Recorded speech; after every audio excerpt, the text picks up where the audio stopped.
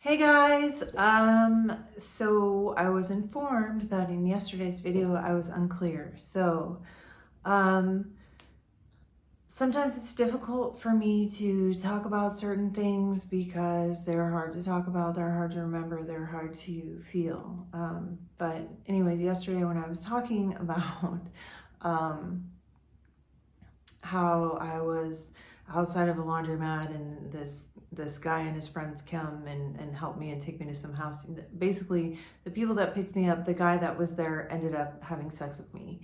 And it wasn't rape, but here's the thing, and this is why it's difficult for me to talk about, because I wasn't in my right mind. I wasn't functioning. And there's something that accompanies bipolar disorder for a lot of people called hypersexuality. And what it is it's basically a heightened sense of arousal, and you make poor decisions in regards to sexual partners. You make riskier decisions. It's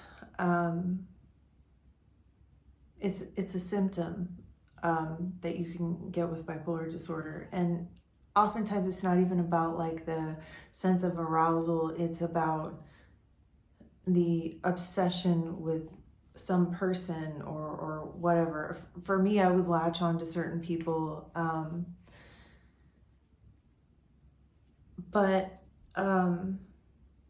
yeah, so that's what happened. And it's difficult for me to explain to someone, but it's like, if you don't understand, but it's like, I was just reading an article about hypersexuality and bipolar disorder, and it was saying that, you know, if you're someone who has had your legs amputated and you have no legs, people can't get mad at you for not being able to run.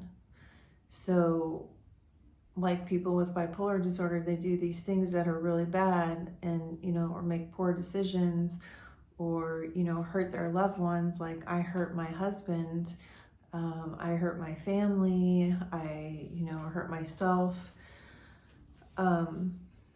It's difficult for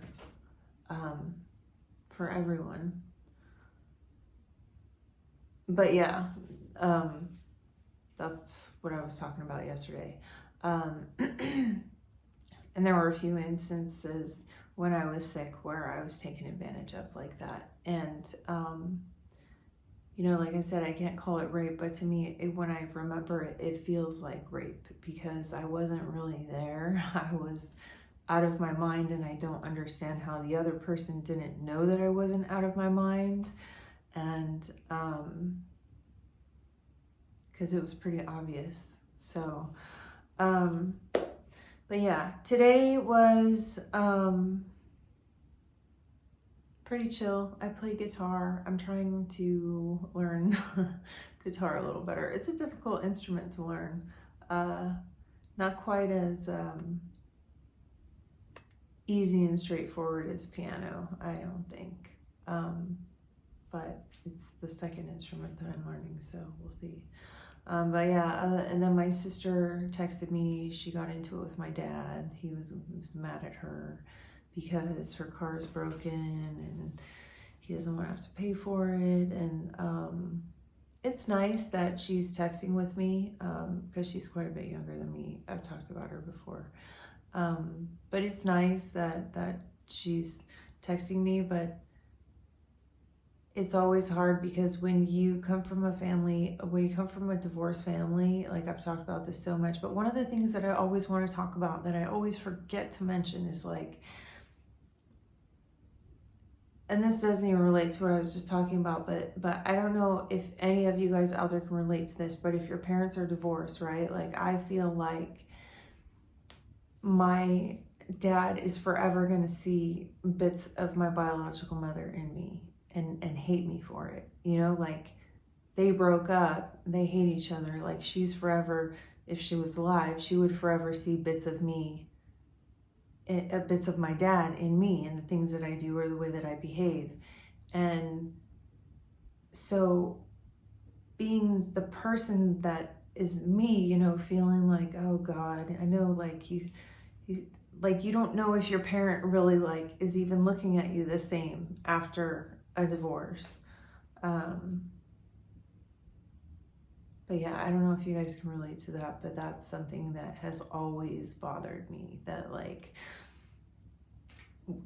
I'll sit there and think like, well, he's probably just mad at me. He probably thinks that I'm acting just like, you know, his ex-wife. He probably thinks I'm just acting just like his ex-wife. And then he just like is always going to have that comparison, and that hatred that he has for her is going to somehow spill over onto me. So it's very difficult in my situation because I have a much younger sister who has a different family situation. She grew up with my mom, my stepmom, who I refer to as my mom because she's the one who's been there the most of my life. But my little sister grew up with my mom and my dad, and she had a family unit. I never had that. My brothers and I, our lives were torn apart. So it's hard because like she was talking to me about how, you know, my dad was being a jerk, and then she's like, you know, I really understand how you feel now when you said, you know, Dad hurt your feelings before. I never really understood, but now I get it. And I'm like,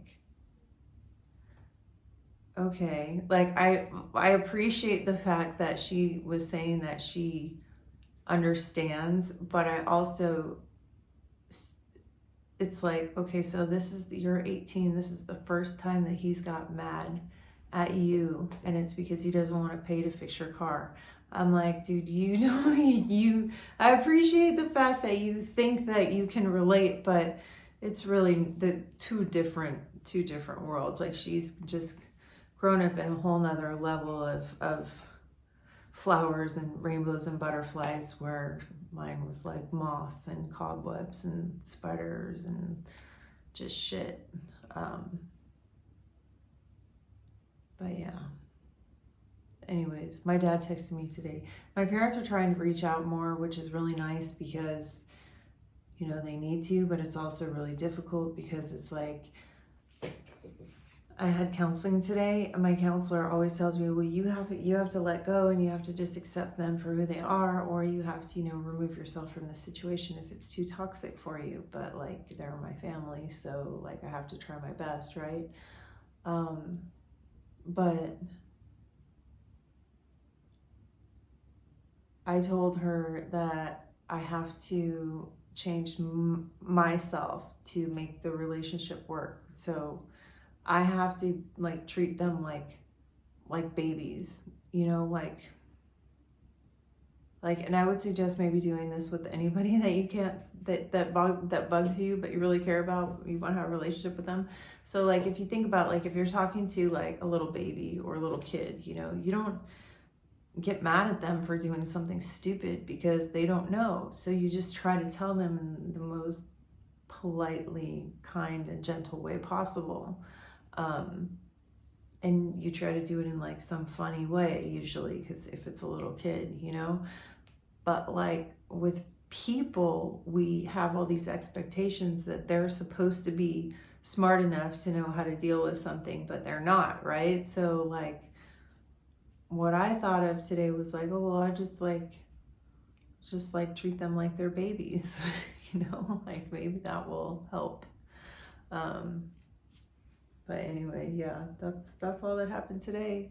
I'm thinking about maybe changing up this channel a little bit, maybe not doing my vlog as often, but doing more focused and like more thought out vlogs, so where I'm not just sitting here chatting at you guys. So I don't know, if you have any opinions on that, let me know in the comments below. Thank you so much for watching, and have a lovely night. I'll see you tomorrow. Bye.